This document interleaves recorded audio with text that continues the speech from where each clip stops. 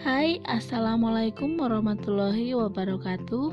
Berjumpa kembali pada mata pelajaran Seni Budaya kelas 7 SMP Negeri 1 Karangkobar. Oke, masih bersama Ibu Fani di sini. Jangan lupa subscribe dan follow Instagram Ibu ya. Baik anak-anak, materi pada hari ini adalah bab 10, yaitu penerapan ragam hias pada bahan kayu. Nah, apa kabar kalian semua anak-anak? Semoga dalam keadaan sehat selalu ya. Ya, sebelum mulai pelajaran, marilah kita berdoa. Berdoa mulai.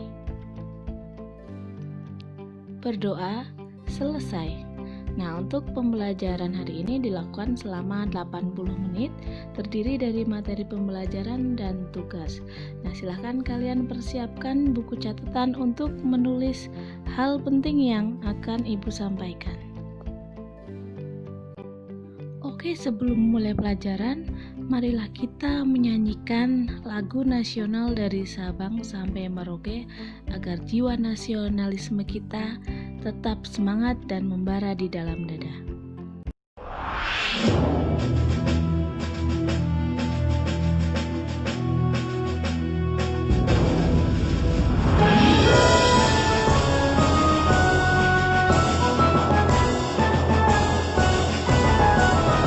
Dari Sabang sampai Merauke berjajar pulau-pulau, sambung menyambung menjadi satu, itulah Indonesia.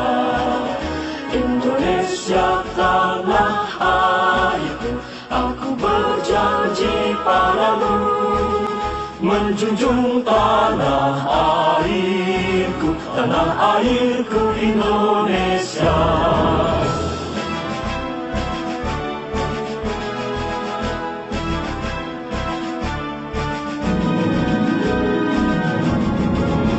Dari Sabang sampai Merauke berjajar pulau-pulau, sambung menyambung menjadi satu, itulah Indonesia. Indonesia tanah airku, aku berjanji padamu, menjunjung tanah airku Indonesia, menjunjung tanah airku Indonesia.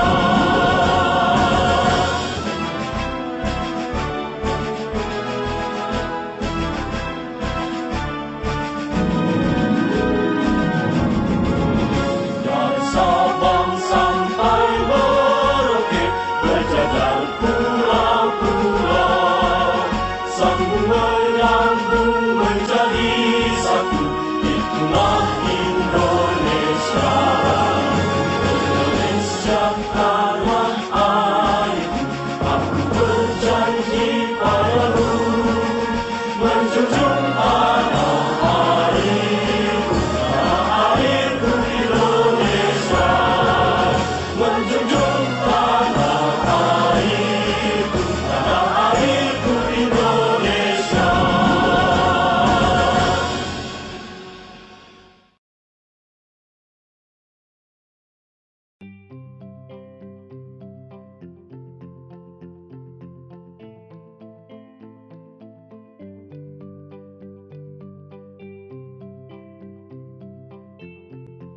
Tujuan pembelajaran: siswa dapat mengapresiasi dan berkreasi seni rupa, yaitu mengidentifikasi keunikan beragam penerapan ragam hias pada bahan kayu, mendeskripsikan keunikan beragam penerapan ragam hias pada bahan kayu, mengekspresikan diri melalui penerapan ragam hias flora, fauna, dan geometris pada kayu, mengkomunikasikan hasil karya penerapan ragam hias, flora, fauna, dan geometris pada bahan kayu secara lisan. Oke, silahkan kalian amati materi pada video berikut ini ya. Ragam hias selain diterapkan pada tekstil, dapat dijumpai juga pada bahan kayu.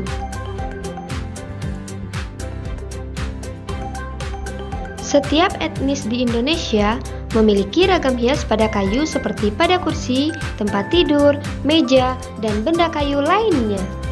Fungsi ragam hias tidak hanya untuk menambah keindahan atau estetika, tetapi juga memiliki simbol atau makna.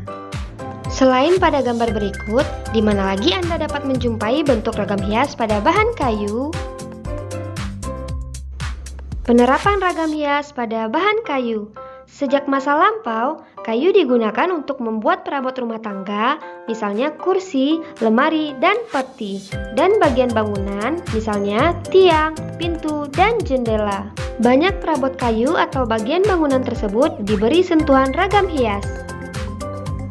Motif hias yang digunakan berupa motif tumbuhan, binatang, figuratif, dan geometris, atau gabungan dari motif-motif tersebut. Teknik penerapannya dapat dilakukan dengan mengukir atau teknik menggambar, atau juga gabungan dari keduanya. Selain digunakan sebagai hiasan, ada ragam hias pada benda-benda tersebut yang juga memiliki nilai simbolis terkait dengan kepercayaan atau agama. Beberapa daerah di Indonesia seperti Jawa, Sumatera, Kalimantan, Bali, Sulawesi, dan Papua memiliki ragam hias yang khas pada bahan kayu. Contoh penerapan ragam hias.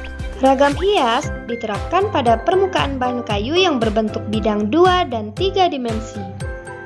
Penerapan ragam hias pada bahan kayu ini dilakukan dengan menggambar atau mengukir. Penerapan ragam hias pada bahan kayu juga terdapat pada benda-benda seni kerajinan daerah seperti tameng dan topeng. Ragam hias ini dikerjakan dengan cara digambar kemudian diberi warna. Teknik penerapan ragam hias pada bahan kayu. Penerapan ragam hias pada bahan kayu dapat dilakukan dengan cara mengukir dan menggambar atau gabungan keduanya.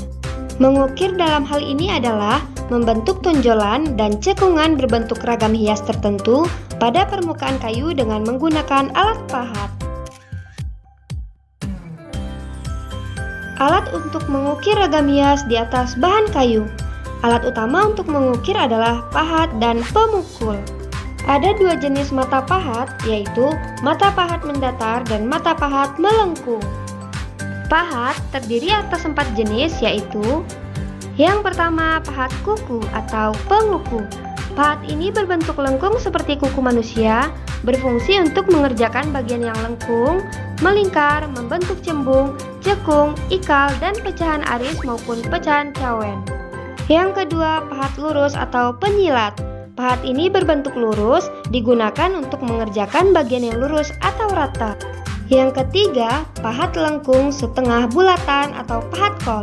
Pahat ini berbentuk melengkung setengah bulatan, digunakan untuk bagian-bagian cekung yang tidak dapat dikerjakan dengan pahat kuku. Yang keempat, pahat miring atau pengot.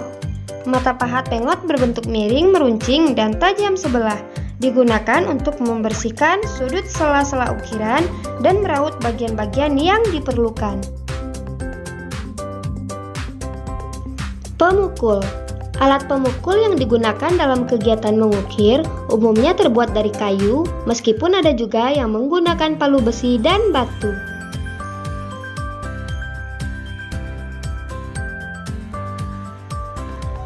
Yang kedua, menggambar ragam hias ukiran. Prosedur mengukir ragam hias pada bahan kayu adalah sebagai berikut.